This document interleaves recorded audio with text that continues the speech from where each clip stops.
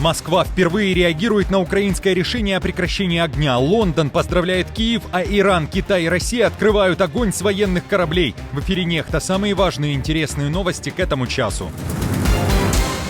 30 дней тишины на фронте. Кремль заявляет о готовности Путина к переговорам с Трампом. Каким будет решение?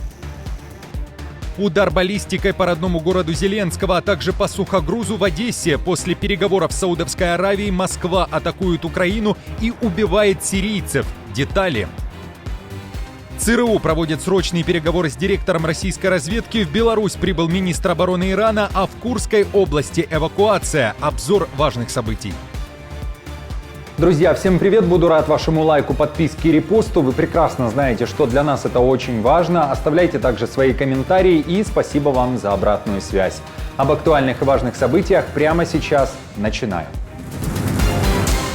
Россия нанесла баллистический удар по Дружбе. Это отель в родном городе Зеленского. И это не единственный гражданский объект, который стал мишенью. Обстрел Кривого Рога произошел ранним утром. Местная власть пишет о повреждении большого количества многоквартирных домов, бизнес-центров и других также гражданских объектов. Известно о как минимум одной погибшей женщине. Ранены более 10 человек. Все гражданские, 7 раненых госпитализированы, 2 женщины и 5 мужчин, из них 2 в тяжелом состоянии, 1 в крайне тяжелом состоянии. Врачи борются за их жизнь и оказывают всю необходимую помощь. Баллистикой россияне ударили и по порту Одессы, точно по судну. Уже известно о как минимум 4 погибших. Это граждане Сирии и Украины. Сухогруз перевозил зерно, заявляют в Украине. Россияне же запустили версию, что на борту находилось оружие, которое Киев отправлял на Ближний Восток.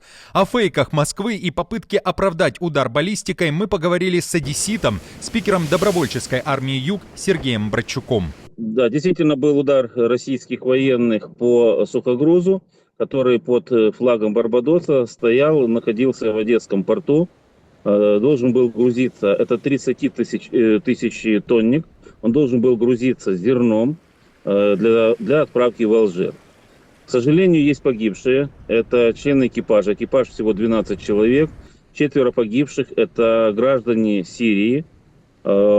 Самому младшему было 18 лет, самому старшему 24. Еще раз хочу напомнить, это сугубо гражданское судно, которое находилось у соответствующего причала с иностранным экипажем на борту. Также было повреждено кассетным боеприпасом еще одно судно, повреждены зерновые склады и сам причал соответственно. То есть урон и портовой, припортовой инфраструктуре. Путину будет трудно согласиться на режим прекращения огня. Его нынешняя позиция сильная, и РФ продвигается вперед. О том, что Москве сейчас невыгодно, чтобы бои завершились даже на 1 месяц, пишет The Telegraph со ссылкой на свои источники, приближенные к Кремлю. В Москве же после всех заявлений, которые прозвучали в Саудовской Аравии и в США, а также после согласия Украины на прекращение огня на суше, в море и в небе, оказались немногословны. Мы внимательно изучаем те заявления, которые сделаны по итогам, знакомы с текстом совместного заявления, которое было принято в Джидде. Мы исходим из того, что, как и было сказано вчера в Джидде, госсекретарь Рубио и помощник национальной безопасности Волц по различным каналам в эти дни проинформируют нас о деталях состоявшихся переговоров и достигнутых пониманиях. Как ранее рассказывала команда «Нехта», США теперь считают, что мяч на российской стороне и теперь слово за ними. Тем временем военная помощь Украине уже полностью возобновлена. Поставки пошли, а Зеленский остается президентом. Разговоры о том, что он должен уйти, ушли на второй план. Источники Fox News сообщают, что во время переговоров с Саудовской Аравией тема отставки Зеленского даже не поднималась. В мире сейчас активно обсуждается позиция украинского президента, который согласился на предложение США о прекращения огня. Поздравил Киев бывший премьер Великобритании Джонсон, которого любят обвинять в срыве стамбульских договоренностей. Он неоднократно опровергал информацию о том, что тогда вмешивался в решение украинцев. Согласно этим условиям, Украина получает шанс на процветающее будущее, как свободное, суверенное и независимое государство. Страна может рассчитывать на долгосрочное экономическое партнерство с самой мощной державой в мире, а также на поддержку европейских сил безопасности на своей территории под руководством Великобритании и Франции. Итак, пока четкого ответа из Москвы, к тому же согласия на прекращение огня не последовало, в Кремле заявляют, что готовы быстро организовать телефонную беседу Трампа и Путина, если это понадобится. А как вы считаете, как события будут развиваться дальше? Поделитесь своими мыслями в комментариях. У службы внешней разведки России и Центрального разведывательного управления США появились направления общего интереса. Глава российской СВР Нарышкин, который еще 1,5 месяца назад заявлял о деградации США как мирового гегемона, теперь резко восстановил контакты с американцами. Накануне он провел телефонный разговор с директором ЦРУ Джоном Рэдклиффом. Беседа состоялась 11 марта, в день переговоров США и Украины. Нет точных данных, был ли разговор уже после того, как Украина согласилась на 30-дневное прекращение огня или до того, но сама информация о таком контакте появилась лишь рано утром 12 марта. В официальном сообщении раскрываются лишь незначительные детали того, о чем говорил Нарышкин с ЦРУ, среди тем урегулирования кризисных ситуаций. Достигнута договоренность о поддержании регулярных контактов между директорами СВР и ЦРУ с целью содействовать обеспечению международной стабильности и безопасности, а также снижению конфронтации в отношениях между Москвой и Вашингтоном. За время полномасштабной войны, напомню, ЦРУ неоднократно и открыто вербовала россиян в свою службу и заявляла, что такая работа была успешной. Среди граждан России был отклик, и они согласились работать на американскую разведку, находясь при этом на территории РФ. Для того, чтобы найти таких сотрудников, ЦРУ запускала целую информкампанию. Последний агитационный ролик на русском языке был выпущен американскими разведчиками лишь за 4 дня до инаугурации Трампа. 16 января. Украина осталась бы с Крымом, а также с Луганской и Донецкой областями, если бы в 2014 году были проведены досрочные выборы президента, о которых заявил Янукович после встречи с лидерами нескольких европейских стран и украинской оппозицией. В этом уверен Лавров. Такое заявление он сделал во время разговора с американскими блогерами. Глава МИД РФ вновь обвинил украинскую власть в госперевороте. Мол, оппозиция тогда не выполнила условия сделки, которая была достигнута в те дни между представителями Европы, оппозицией и Януковичем.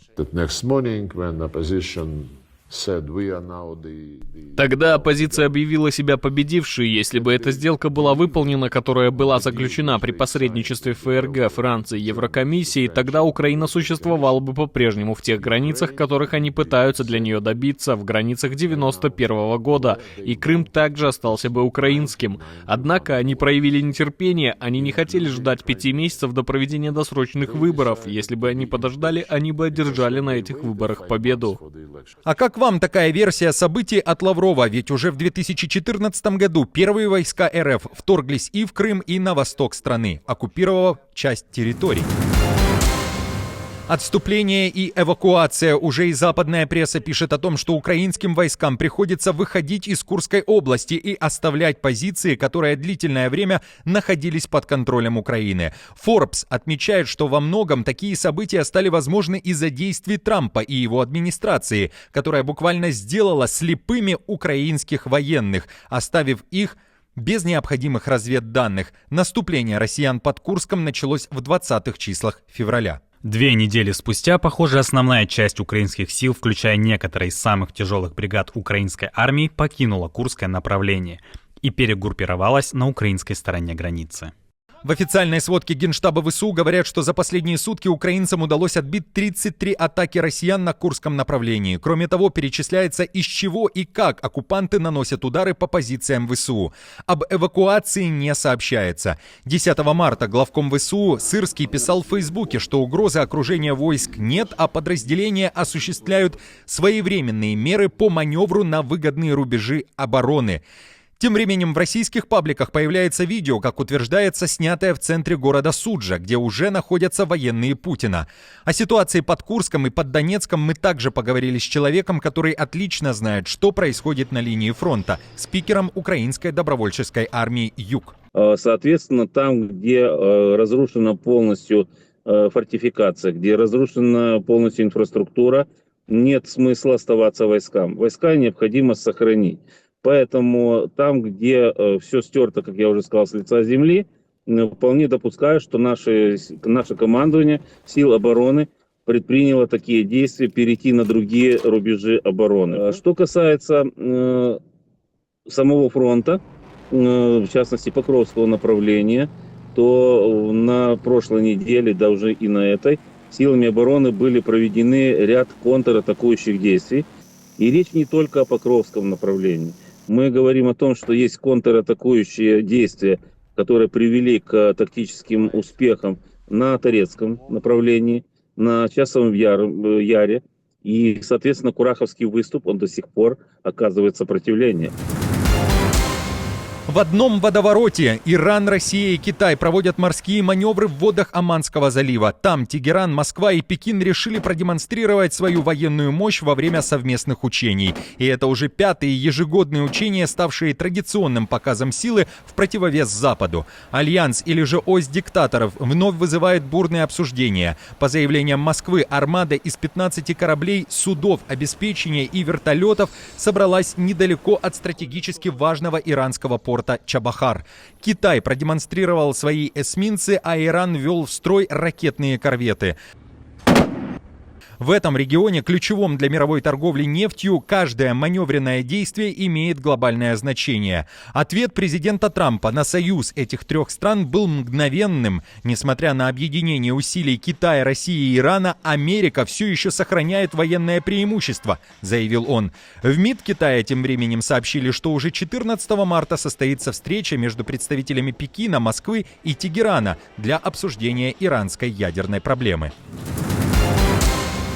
Минобороны Беларуси, подконтрольная Лукашенко, принимает в гостях министра обороны изоляционного Ирана. В Минск прибыл Азиз Насирзаде. В военном ведомстве Хренина заявляют, что встреча нужна для двустороннего военного сотрудничества. Насирзаде уже провел переговоры с госсекретарем Совета Безопасности Вольфовичем.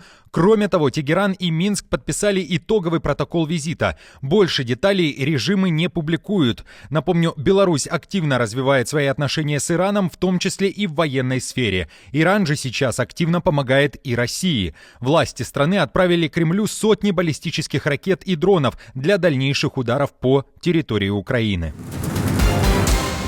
Друзья, на этом все. Не забудьте оставить свой комментарий и лайк. Мы же с командой продолжаем следить за самыми важными новостями. Оперативную информацию от Нехта ищите в телеграм-каналах или на платформе X.